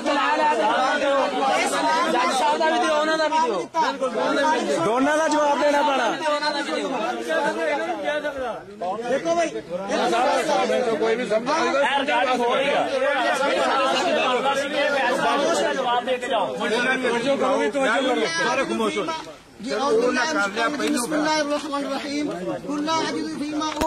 मुहर्रमन अला ताइमिन यतअमुहु इल्ला अन यकूना मैततन औ दमन मस्फूहन औ लहम खिंज़ीर। फरमा दीजिए कि नहीं पाता मैं उस चीज को जो वही की गई है मेरी तरफ हराम, अला ताइमिन यतअमुहु खाने वाले पर जिसको वो खाए, इल्ला अन यकूना मैततन मगर ये कि वो हो मुर्दार, औ दमन मस्फूहन बहता हुआ खून, औ लहम खिंज़ीर या खिंजीर का गोश्त। ये आयत करीमा है। इस आयत करीमा की तफसीर में खुद मौलाना सनाउल्लाह साहब अमृतसरी ने इस आयत की तफसीर में फतावा सनाइया के अंदर लिखा है कि इस आयत की रोशनी में कुर्बानी की भैंस जो है इसकी हिल्लत भी साबित है, कुर्बानी भी साबित है। इसी दलील से हलाल होना साबित है, इसी दलील से कुर्बानी। अगर हलाल है तो कुर्बानी भी जायज, हलाल नहीं तो फिर कुर्बानी भी जायज नहीं। मौलाना साहब कहते हैं जी राणा साहब ने सवाल किया, आपने नहीं किया। आप रिकॉर्डिंग सुन ले, मैंने अपनी इंटरव्यू में ये सवाल किया था कि आप इसकी हिल्लत के कायल क्यों नहीं है, आप इसके हिल्लत के कायल क्यों हैं? हलाल तो कहते हैं, कुर्बानी नहीं करते। कहते हैं राणा साहब ने सवाल किया, आपने नहीं किया। खैर फतावा सनाइया में इसी को दलील बनाया गया है। फिर देखें, ये मैंने पहले आयत पढ़ी थी बहीमतुल अनआम वाली, ये मेरे हाथ में फतावा उलमा हदीस है। बड़ों की बातें मानी जाती हैं जो किसी भी मसलक के बड़े हो। मैं बात पेश कर रहा हूँ फतावा उलमा हदीस, बड़े उलमा अहले हदीस के हवालों में से हवाला है। कहते जी बहीमतुल अनाम की कुर्बानी मनसूस है, तो भैंस की कुर्बानी भी नस्स कुरानी से साबित हो गई, यानी कुरान से साबित हो गई। ये अहले हदीसों के बड़े आलम ने मान लिया, हम कहते हैं बड़ों ने मान लिया तो मान लो। अब मैं एक मिनट बोलना नहीं किसी ने। ये मेरे पास एक मिनट जी हदीस है, फतावा उलमा हदीस दूसरी मेरे हाथ में फतावा उलमा हदीस है। इसी फतावा उलमा हदीस के अंदर ये देखें, انہوں نے کہا تھا کہ اللہ کے نبی کا فرمان پیش کر دے. میں انشاءاللہ جو انہوں نے اعتراض کیا میں لکھے جواب دوں گا انشاءاللہ. یہ میں حدیث پڑھ رہا ہوں, میری حدیث کو غور سے سن لینا بحث کے متعلق. دیکھو حدیث ہے, کہتے ہیں جی الجاموس فی الاضحیۃ عن سبع, روایت ہے فتاوی علماء حدیث میں نقل کی گئی, آپ اس کو دیکھ لیں, حدیث ہے اور آپ کے عالم نے نقل کی ہے. الجاموس فی الاضحیۃ عن سبع, کہ بھینس قربانی میں 7 کی طرف سے شمار ہے. تو جی حدیث پیش کر دی, قرآن کی آیت میں نے پڑھ دی اور آپ کے عالم نے مان لیا قرآن سے ثابت ہوگی. بس ایک چپ رہے, آپ نہ بولیں, میری ٹرن میں آپ نہ بولیں, میری ٹرن میں آپ نہ بولیں, میری ٹرن میں آپ نہ بولیں, اپنی ٹرن میں بولیے گا. بھائی میں نے حدیث بھی پڑھ دی, میں نے قرآن پاک کی آیت بھی پڑھ دی, تو عالم نے خود مان لیا کہ یہ نص قرآن سے ثابت ہے. ٹھیک ہے نا جی, قرآن سے بھی ثابت ہو گئی, حدیث سے بھی ثابت ہو گئی. اب اگر میری حدیث پہ جلا کرنا چاہتے ہیں, میں کہتا ہوں اللہ کے نبی کی حدیث پیش کرے, فرمان پیش کرے. اللہ کے نبی نے فرمایا ہو قربانی جائز نہیں. ٹھیک ہے, میں نے حدیث پڑھ دی تو 7 کی طرف سے ذبح ہے. اگر نہیں ہوتی تھی عام, وہ نیاب تھی, اس کا یہ مطلب کہ بالکل تھی نہیں. میں نے اسراء اللہ صلی اللہ کا حوالہ پیش کیا کہ یہ اہل عرب میں, میں نے حوالہ پیش کیا اہل عرب میں موجود نہیں تھی.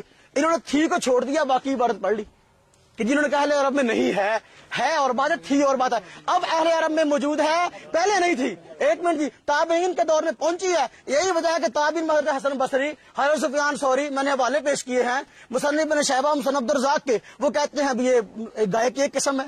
ہم کہتے ہیں جب پہنچی تابعین, تبع تابعین, اسلاف موتا امام مالک میں, امام مالک نے یہ جو ہے وہ اقرار کر لیا. اب جو کہتے ہیں جی وحید الزمان جو فلانا تھا, بھائی میں کہتا ہوں اگر کتابیں پڑھنی ہے میں اشارہ کر دیتا ہوں. دیکھو ارشاد الحق عصری صاحب نے کتاب لکھی ہے اہلدیس علماء کی خدمات پر, وحید الزمان کا خود اہلدیس عالم شمار کیا ہے. اور تحریک اہل حدیث جو ہے اس پہ کتاب لکھی ہے اسلم صاحب فیروز پوری صاحب نے, انہوں نے وحید الزمان کو جو ہے خود اہلدیس عالم شمار کیا ہے. اور کہو گے اور بہت سارے انشاءاللہ حوالے دے دیں گے. اور علماء اہل حدیث کی پاک و ہند میں خدمات کے عنوان سے بھی کتاب ہے, اس میں بھی وحید الزمان کو اہلدیس عالم شمار کیا گیا. میں نے وحید الزمان کا حوالہ نہیں پیش کیا, موتا امام مالک کا حوالہ پیش کیا ہے. امام مالک کا فرمان پڑا ہے, غور سے بات تو سنو. میں امام مالک پہ جرا کرو, سب سے بڑے محدث نے سب سے پہلے حدیث میں کتاب لکھی ہے. پھر یہ آگے دیکھیں جی, ہمیں کہتے ہیں ایک منٹ جی فلاں کی ثابت نہیں ہے, فلاں کی ثابت. میں کہتا ہوں گھوڑے کی قربانی جو ہے یہ آپ کے فتاوی ستاریہ میں لکھی ہے, یہ قرآن میں ہے. اور انڈے کی قربانی فتاوی ستاریہ میں لکھی ہے, انڈے کی قربانی, مرغے کی قربانی, یہ کہاں ہے؟ مرغے کی قربانی حدیث میں آئی ہے. حدیث پڑھیں جس کا ترجمہ ہو کہ انڈے کی قربانی جائز ہے, حدیث پڑھیں جس کا ترجمہ ہو کہ مرغی کی قربانی جائز ہے. میں اس لیے 10 منٹ ہو گئے جی, نہیں 1 منٹ 10 منٹ ہو گئے, مجھے بتا دیں گے. آپ نہیں بولیں گے, آپ نہیں بولیں گے. اب میں اس لیے میرا یہ سوال برقرار ہے. میں کہتا ہوں دیکھو زکوٰۃ کے مسئلے میں جو مسئلہ بیان ہوا ہے نا, زکوٰۃ فرض ہے, قربانی, 1 منٹ جی, زکوٰۃ فرض ہے, قربانی واجب ہے. زکوٰۃ فرض ہے, قربانی واجب ہے. اور زکوٰۃ جو فرض ہے اس میں محدثین نے اس کو گائے کی ایک قسم شمار کیا. یہ صرف نہیں محض زکوٰۃ میں ہی بلکہ ہر معاملے میں, میں نے کہا میں لغت عرب پیش کرتا ہوں, المعجم الوسیط میں گائے کی ایک قسم اس کو قرار دیا گیا. بھائی میں اہل عرب کی بات کر رہا ہوں, آپ قرآن پاک عربی میں اترا, میں عربوں کی باتیں کر رہا ہوں, آپ اجمی باتیں کر رہے ہیں. پھر دیکھو اگر آپ اس کو نہیں مانتے, 1 منٹ جی, بھینس گائے کی ایک قسم ہے, آپ کہتے ہیں جی گائے کی قربانی جائز ہے, بھینس کی جائز نہیں ہے. میں کہتا ہوں آج ہم جو ہے وہ گائے ذبح کر رہے ہیں, کیا وہ وہی گائے جس کو صحابہ نے ذبح کیا؟ گائے کی بہت ساری قسمیں ہیں. ہمارے ہاں سائی وال نسل کی گائے ہیں, سائی وال کی گائیں اپنے ساخت, اپنے رنگ ڈھنگ, اپنے گوشت اور اپنے دودھ کے ذائقے میں الگ ہے. سائی وال کی گائے الگ ہے اور ریڈ سندھی گائے الگ ہے, اور اس کے علاوہ 12-13 قسمیں ہیں ہمارے پاکستان میں گائے کی پائی جاتی. اب ایک آدمی کہے گا جی میں گائے قربانی کرنا چاہتا ہوں, وہ جو نبی پاک نے کی ہے. میں کہتا ہوں بھی گائے کی بہت ساری قسمیں ہیں. جس طریقے سے سائی وال کی گائے کی قربانی جائز ہے, بھینس بھی گائے کی ایک قسم ہے. عربوں نے کہا, اور میں نے تب یہ حدیث بھی پڑھ دی ہے, آپ اس پہ حدیث پہ جرا کر دیں. جب میں نے حدیث پڑھی, آپ یہ حدیث پڑھ دیں, اللہ کے نبی نے فرمایا ہو کہ نہیں بھائی اس کی قربانی نہیں کرنی چاہیے. بات سمجھ میں آئی ہے جی؟ 2 منٹ ہے, 2 منٹ ہے, ابھی 2 منٹ ہے انشاءاللہ. دیکھیں یہ دیکھو میرے ہاتھ میں بلوغ المرام ہے, یہ آپ کے علماء ہیں بھائی, آپ فلانا یہ آپ کے علماء ہیں. بلوغ المرام کی شرح صفی الرحمان مبارک پوری صاحب نے لکھی ہے. ارشاد الحق عصری صاحب جو آپ کے بہت بڑے عالم ہیں, وہ بھی اس کی تحریک میں شامل ہیں. اس میں لکھا ہے با اتفاق علماء نے بھینس کو گائے پر قیاس کیا، اس کی حلت اور زکات کا وہی حکم ہے جو گائے کا ہے.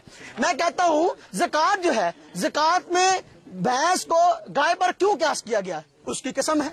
اگر میں نے زکات کا مسئلہ اس لیے نہیں بیان کیا کہ میں زکات کی بحث کرنا چاہتا ہوں، میں کہتا ہوں قسم کیوں شمار کیا گیا. آپ تو زکات تو لے لیتے ہیں، بھینس کی زکات لیتے ہیں نا جی، زکات لیتے ہیں. میں کہوں جی آپ مجھے قرآن کی آیت پڑھو، حدیث پڑھو، گائے کی زکات لینی جائز، بھینس کی زکات لینی جائز ہے، آپ وہ حدیث پڑھیں گے؟ اس میں پیسے آتے ہیں، اس لیے اس میں تو کوئی نہیں بولتا کہ جی بھینس کی زکات آ رہی ہے، پیسے آ رہے ہیں لے لیں. ایک منٹ رہتا ہے. تو اب اس لیے دیکھیں وہ کتنے ہے، وہ کتنے ابھی تحریر تو صفحہ ایک منٹ جی.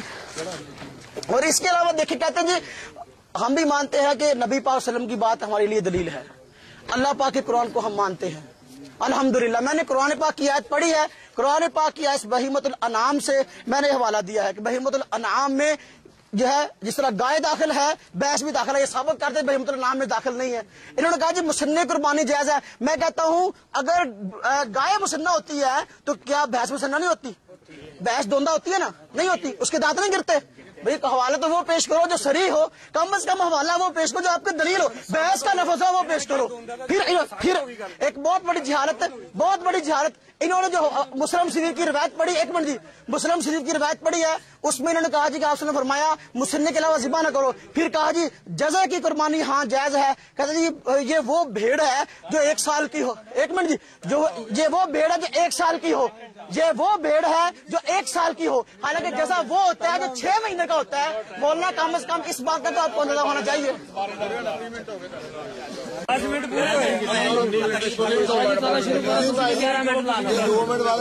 باجی 15 منٹ لانا لیٹ آپ آئے بسم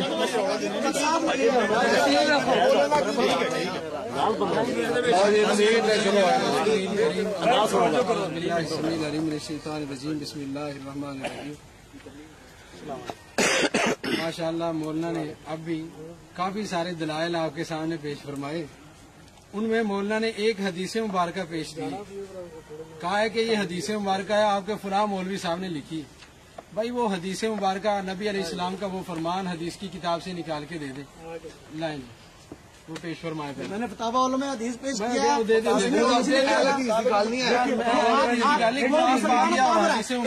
ظہیر صاحب نے اس کا مقدمہ لکھا جی، بڑے معتبر فتاوی ہیں جی. میں نے اس کا حوالہ دیا جی، کون سا جرم کیا؟ اس کا نقل کرنا جرم نہیں ہے، میرا حوالہ پیش کرنا جرم ہو گیا. اگر نقل کرنا جرم نہیں ہے میں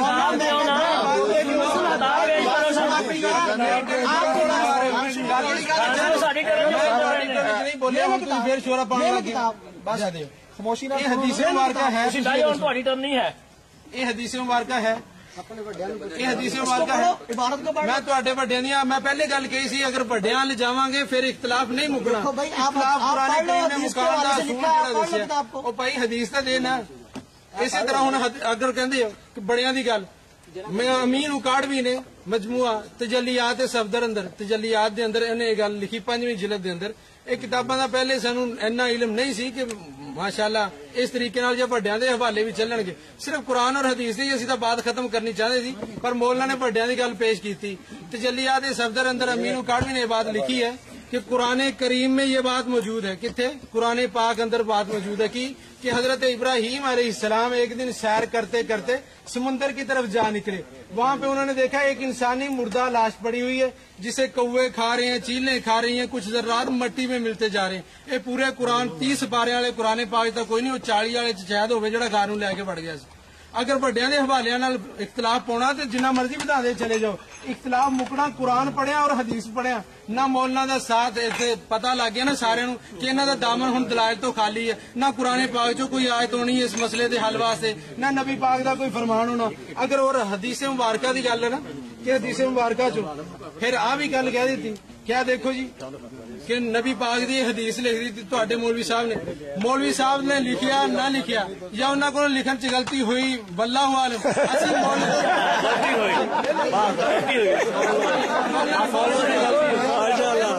اختلاف موجودہ پیا نا کیونکہ کسی دی بات اسی دی بات نو حدیث دا درجہ دیندے نہیں مولوی صاحب کہہ دینا اسی دی بات نو حدیث دا درجہ دیندے اسی انہاں نو حدیث نہیں مانتے حدیث صرف نبی پاک دی بات نو کیا جاندا نبی علیہ الصلوۃ والسلام دا قول آپ دا فعل آپ دا عمل صحابہ کرام دا عمل اے ساڈے واسطے حجت اور دلیل ہے جڑی پہلی ٹرن دے اندر منگی نہ انہاں چوں کوئی دلیل نہیں ہے تواڈے مولوی نے لکھیا مولوی سچ لکھے جھوٹ لکھے ہر کسی نو اجازت تواڈے میں جھوٹ کنے گناواں ایک گنا دیتا دلیل چاہیے کتاب جدوں کہو گے اتنے پیش کر سکتے سارے بندیاں دے سامنے بات صرف اینی کیا کہ مولوی صاحب یہ حدیث اگر ہے تواڈے نزدیک واقعی حجت ہے اور حدیث ہے تے پیش کر دیو حدیث دی کیڑی کتاب چ اگر نہیں تے مولانا بات تو سنو اس تے گل مکدی ہے صرف اور صرف یہ حدیث تسی پیش کر دیو حدیث کٹ کے سنا دیو اور دوسری گل مولانا نے کہا کہ فتاوی سناریہ چ لکھیا فتاوی ستاریہ چ لکھیا کی لکھیا کہ جی گھوڑے دی قربانی بھی جائز ہے فلاں دی قربانی بھی جائز ہے تے انڈے دی قربانی بھی جائز ہے مرغی دی قربانی بھی جائز ہے مولانا گھوڑے دی قربانی گھوڑا حلال جانور ہے کہ نہیں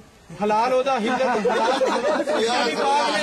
علیہ السلام نے بیان کیتا انہوں کیوں نہیں قربان کرتے پھر کری جاؤ جی تواڈے نزدیک وہ بھی حجت بنتا تواڈے نزدیک اگر یہ بڑیاں دے مولویاں دے دلائل حجت اور دلیل ہے نہیں تے گھوڑے دی قربانی دا اعلان کرو نا ابتدا کرو لوگوں نوں ترغیب دلاؤ بھی گھوڑا کیوں نہیں ذبح ہو رہا گھوڑا ذبح کریے اس دفعہ گھوڑا ذبح کرو نال تانوں پتہ لگے تہاڈا اگلے گھوڑا کیسا کٹ دے نبی علیہ الصلوۃ والسلام کو یہ بات ثابت ہے حضرت جابر رضی اللہ تعالیٰ عنہ کہندے خیبر دے دن رسول اللہ صلی اللہ علیہ وسلم نے گھریلو گدیاں دے گوشت تو منع کر دیتا گھوڑیاں دے گوشت کھان دی اجازت دیتی اور یہ بات کہنے لکھی ہے اگر میرے کسی مولوی دی ہوے نا انہاں دے مولوی دی تاں پیش کر رہے ہیں صرف اس بات دی وجہ تو کہ انہاں نے ساڈیاں دی پیش کیتی ہیں ورنہ میں تو پہلے کیا کہ ادھا اختلاف نہیں مکنا تسی ساڈے وڈیاں دیاں پیش کردے رہو اسی تواڈے وڈیاں دیاں پیش کردے رہاں گے اختلاف مکنا حدیث نال جیڑی حدیث سنائی ہے یا تا وہ حدیث کٹ کے دے دیو نبی پاک دے فرامین چوں ہن مظاہر حق جنہاں نے لکھی ہے وہی تعریف اندر کی بات لکھی گئی کہ ابو رشید محمد عبدالعزیز صاحب نے یہ بات لکھی مظاہر حق دی تعریف اندر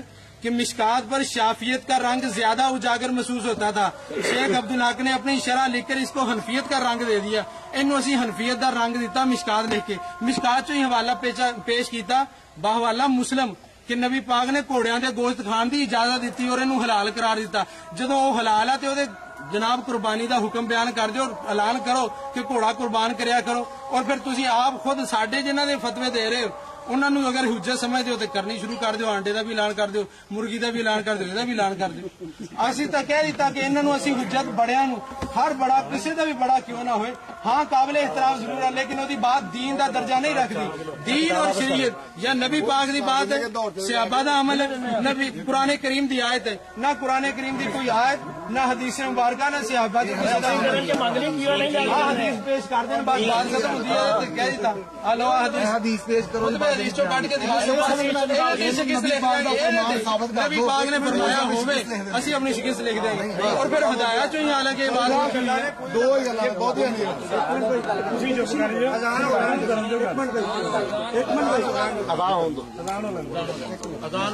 سرکار ساڈا ٹائم مکیا نہیں ہے دیکھ لو بولتے آسان ہو رہا تھا آسان دے احترام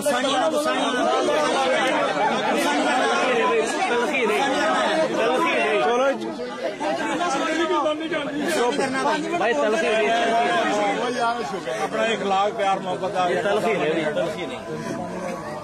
چلو جی خاموش ہو جاؤ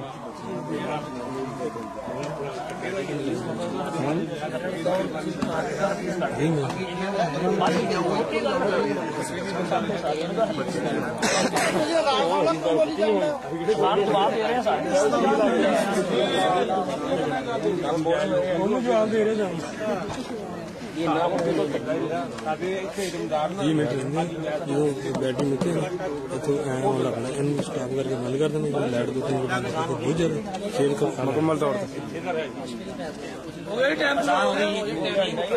احترام کرتے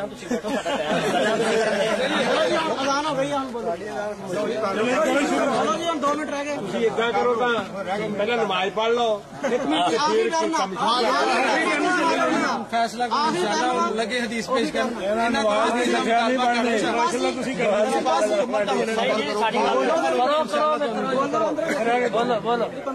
نے جنہیں حدیث پیش کی تھی نا جواب یہ صرف اینا کہ اگلیاں باتیں ساریاں چھڑ دیں اسی کیا حدیث پیش کر دیں حدیث دی کتاب جو کٹ کے دکھا دیں اسی انشاءاللہ العزیز ایسے بات شکست لکھن نو تیار ہیں نبی پاک دے فرمان تے ثابت کر دیں ورنہ نبی علیہ السلام نے فرمایا جس بندے نے میری ذات تے جھوٹ بولیا ਉਹਦੇ ਤੇ ਕੀ ਫਤਵਾ, ਉਹਦੇ ਤੇ ਆਮ ਮੌਲਾਨਾ ਸਾਹਿਬ ਆਪਣੇ ਤੇ ਫਤਵਾ ਲਾ ਲੈਣ ਕਿ ਮੈਂ ਜਾਣਦਿਆਂ ਬੁੱਝਦਿਆਂ ਹੋਇਆ ਕਿ ਨਬੀ ਪਾਕ ਦਾ ਫਰਮਾਨ ਨਹੀਂ ਪੇਸ਼ ਕਿਉਂ ਕਰ ਦਿੱਤਾ।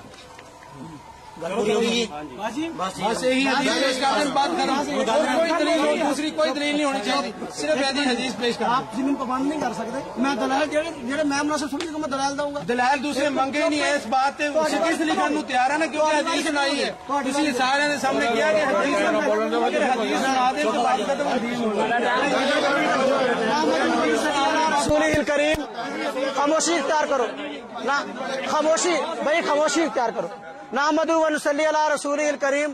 بھائی میں نے کیا صرف حدیث پڑھی ہے، قرآن کی آیت پیش کی ہے، بھائی پیش کیا نا، قرآن کی آیت ہے، اور میں نے اس پہ حوالہ پڑھا ہے، فتاوی علماء حدیث میں لکھا ہے ابھی نص قرآنی سے بحث کی قربانی ثابت ہو گئی۔ ابھی بھائی چپ رہے، آپ نہ بولے نا، ابھی میں چپ رہا نا، آپ چپ کریں، ابھی آپ چپ کریں، کیا صرف حدیث دلیل ہے؟ ایک منٹ قرآن بھی دلیل ہے، آپ چپ کریں، بیٹھ جائیں، آپ چپ کریں نا، آپ چپ کریں گے، بکس نہ کریں، بیٹھ جائیں،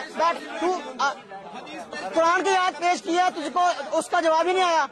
بھائی میں نے ایک منٹ بھائی میں نے حدیث پیش کری ہے، یہ کہہ دے ہمارا یہ عالم جھوٹا تھا، ہمارا یہ ہے، اور یہ کہہ دے، ایک منٹ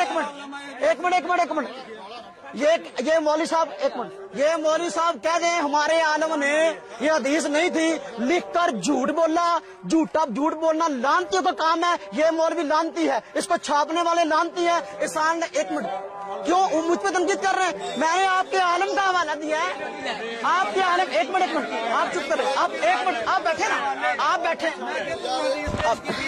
دیکھو میں نے حدیث پڑھی ہے کتاب سے، ان کے عالم نے اس کو حدیث مانا نقل کیا، ان کے عالم نے، آپ بیٹھے، میں نے قرآن پاک کی آیات پڑھی، اس نے اس کا کوئی جواب نہیں دیا، جواب دیا قرآن پاک کی آیتوں کا، بھائی نہیں، پھر بھائی آپ بیٹھ جائیں نا، آپ بیٹھو نا، آپ بیٹھتے کیوں نہیں؟ میں نے حدیثوں کا جواب، بھائی میں اپنی باتوں کو دہرانا چاہتا ہوں، اپنی باتوں، بھائی اذان ایک کا جواب دے دیا، ایک اذان کا جواب دینا مسئلہ ہے۔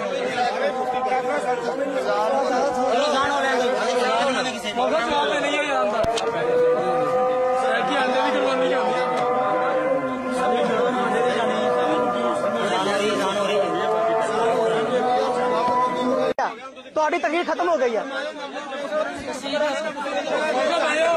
مولانا صاحب بہ جاؤ وقت ضائع نہ کرو، بیٹھو گے تو پھر یہاں بیٹھو گے کہ نہیں؟ بہ جاؤ، کہاں سے بٹھاؤ انہوں نے،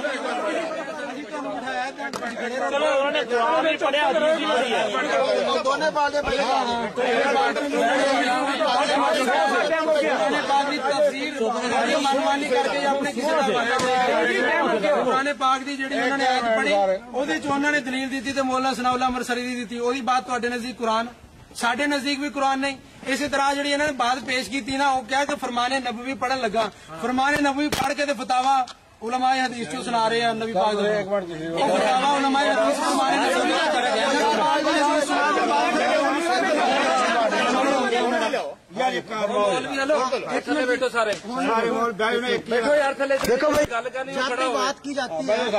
بات کی جاتی ہے، اس میں قرآن سے دلائل بھی دی جاتے ہیں، حدیث سے دلائل بھی دی جاتے ہیں، فریق مخالف کی کتب سے بھی دی جاتے ہیں۔ اب میں نے اس کتاب کا حوالہ دے کے جرم نہیں کیا، بھائی جس نے اس کو حدیث لکھا ہے کہ یہ اللہ کے نبی کی حدیث ہے، آپ کنوز الحقائق کتاب ہے اس کے حوالے سے اس کو نقل کیا ہے، اگر یہ جھوٹ ہے اپنے عالم پر تہمت لگائی بھی اس نے جھوٹ بولا ہے، جھوٹ بولنا لانتی کام ہے۔ ایک دوسری بات، اب میں نے قرآن سے اس قربانی کو ثابت کیا، میں نے کہا بکر گائے کی ایک قسم ہے بحث، اس نے اس بات کی نفی نہیں کی، گویا کہ حدیث مانگ رہا ہے، قرآن کو نہیں جھٹلا رہا، معلوم ہے قرآن کی دلیلوں کو مان گیا۔ دوسری بات، تیسری بات، اس نے کہا مسنہ قربانی ہوگی، میں نے کہا بالکل ہوگی، جس طرح دو دانت گائے کے گرتے ہیں بھینس کے بھی گرتے ہیں، وہ بھی مسنہ ہے۔ تو کسی دنیا کی کتاب سے مجھے ثابت کر دے کہ بھائی مسنہ جو ہے یہ بھینس نہیں ہوتی، صرف گائے ہوتی ہے، ٹھیک ہے۔ پھر دانا صاحب نے سوال کیا، میں نے کئی ٹرم میں سوال کیا، بھینس کا لفظ اس کے جائز ہونے کا، اس کے گوشت کے حلال ہونے کا لفظ آپ مجھے اس کے دودھ کے حلال ہونے کا قرآن سے دکھا دیں، حدیث سے دکھا دیں، تو وہ ابھی تک انہوں نے اپنے 3 ٹرم میں نہیں دکھایا۔ پھر دیکھو घोड़े की कुर्बानी इनके उलमा ने लिखा है जायज़ है, फतावा अस्तारी इनकी किताबें हमारी नहीं है। आंडे की कुर्बानी इन्होंने लिखा है जायज़ है, मुर्गे की कुर्बानी इन्होंने लिखा है जायज़ है। मुझ पे इल्जाम क्यों है? आपके बड़े हैं, आप अपने बड़ों का गड़ेबान पकड़ो, मुझे क्यों कहते हैं? देखो हम कहते हैं घोड़े कुर्बानी करके देखो थोड़ा घोड़ा निकले। मैं ये बात कर रहा हूँ भाई, बात खत्म कर रहा हूँ मैं इधर पे। देखो आपके उलमा ने लिखा है घोड़े की कुर्बानी, आपने जायज लिखा है, हम तो हराम कहते हैं।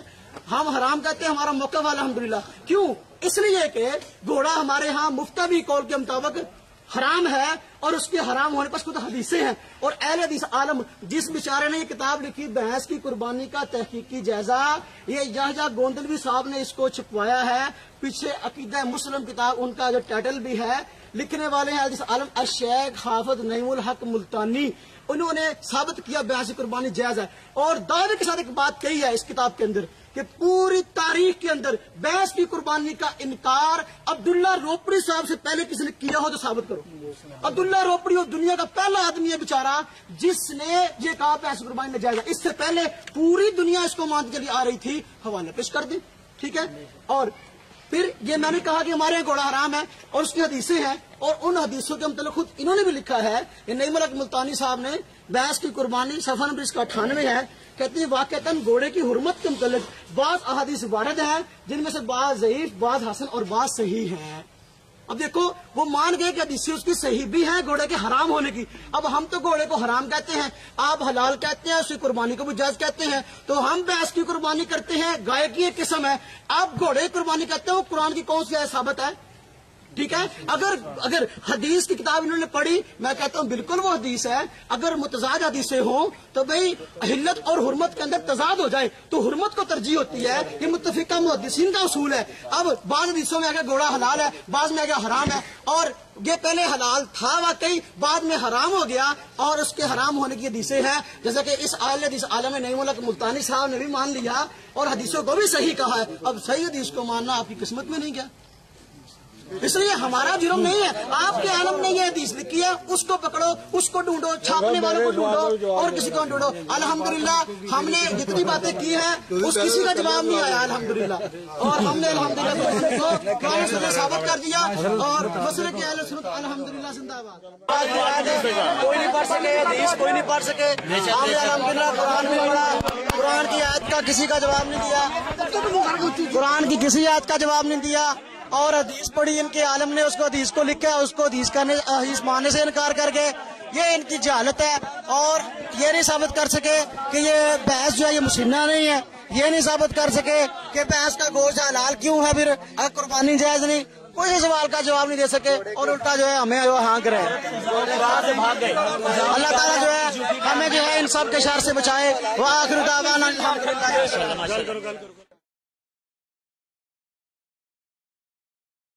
मैं बेशक कर रहा कि दलील उन्होंने कोल कोई नहीं थी, जी ना कोई वजनी बात नहीं की उन्होंने और अपनी बात के खुद ही फसी जाते थे।